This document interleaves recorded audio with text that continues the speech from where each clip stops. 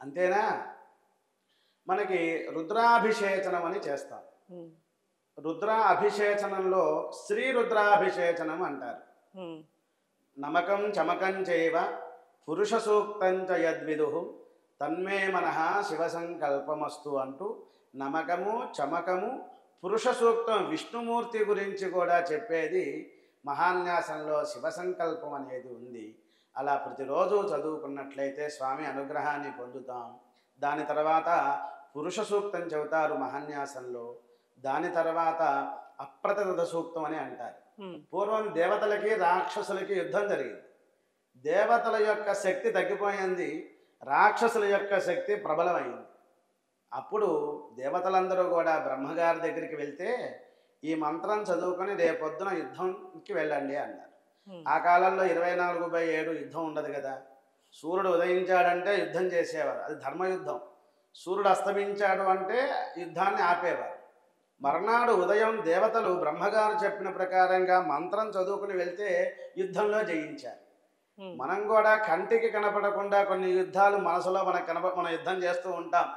మనం అందరం కూడా పద్మవ్యూహం ట్రాఫిక్లో సేఫ్గా వెళ్ళి సేఫ్గా రావాలన్నా, భద్రంగా రావాలన్నా మన మాట కూడా కత్తి లాంటిది, పక్క వాళ్ళని గాయపరుస్తుంది. హ్మ్.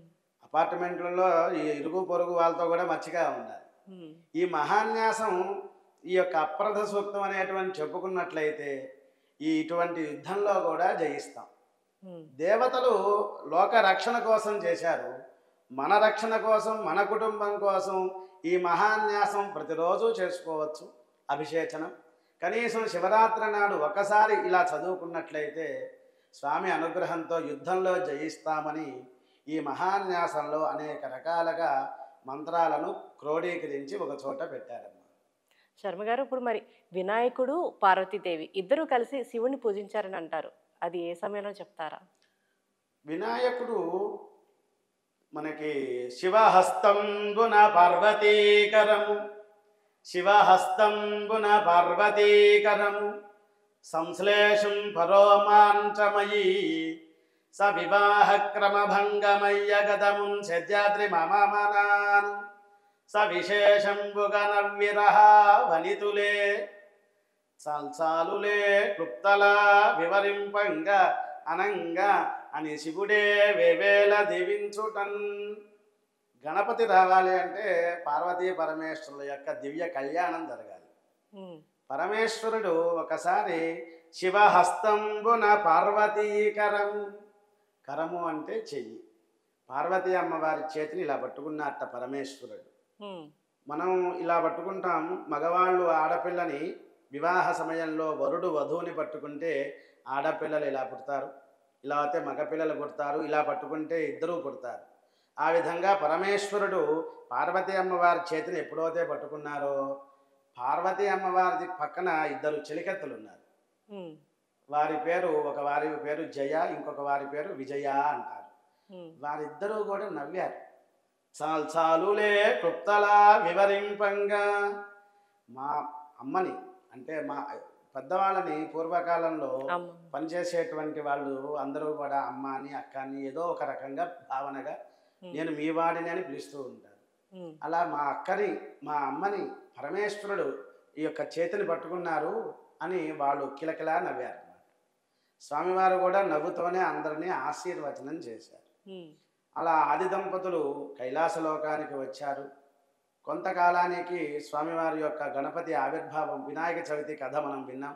హ్మ్. ఆ సమయంలో చవితి నాడు ముందుగా గణపతిని పూజించాలి అంటారు. హ్మ్. అంటే ఆ ప్రమద గణములకు అధిపతి కావాలి అనుకుంటారు. కుమారస్వామి గణపతి అప్పటికి ఉద్భవించి ఉన్నారు.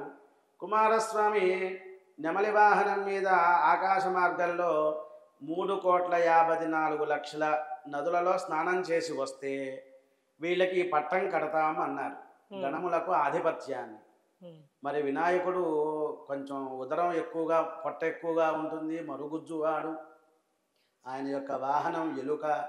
అప్పుడు ఏం చేయాలని బాధపడితే నారద యొక్క ప్రోక్తం వలన, నారదులు చెప్పిన ప్రకారంగా పార్వతీ పరమేశ్వరులు తన తల్లిదండ్రులు కాబట్టి 3 సార్లు అలా ప్రదక్షిణ చేయంగానే అన్ని నదులలో స్నానం ఆచరించే ఫలితం వచ్చిందనమాట. కాబట్టి అప్పటి నుంచి వినాయకుడు పార్వతీ పరమేశ్వరుడికి పూజిస్తూ ఉంటారు. ఈ కాలంలో పార్వతీ పరమేశ్వరులు మాకు కనపడాలి అండి అంటే తల్లిదండ్రులకి ప్రతిరోజు 3 సార్లు ప్రదక్షిణం. వినాయకుడు ఏ విధంగా అయితే ఆదో పూజ్యో గణాధిప అంటాం కదా, ఆ విధంగా వినాయకుడు పూజించాడు కాబట్టి పార్వతీ పరమేశ్వరులకి నమస్కారం చేయటం, ముందు మన తల్లిదండ్రులే పార్వతీ పరమేశ్వరులు అనుకోవటం. అలా ఈ కాలంలో ఎవరు శాశ్వతం కాదు కాబట్టి మరణించిన తల్లిదండ్రుల యొక్క ఫోటోలు పెట్టుకొని పొద్దున్నే నిద్రలేచి స్నానమాచరించి స్వామికి నమస్కారం చేసినట్టుగా గణపతి తల్లిదండ్రులకు ఏ విధంగా అయితే నమస్కారం చేశారో ఆది దంపతుల యొక్క ఆశీర్వచనం ఉంటుంది. కాబట్టి వినాయకుడే ఈ యొక్క పార్వతీ పరమేశ్వరుల పూజ చేశారు అంటే మనం కూడా తప్పకుండా చేయాలి. శర్మ గారు, పంచామృతాలు అంటే ఏంటి?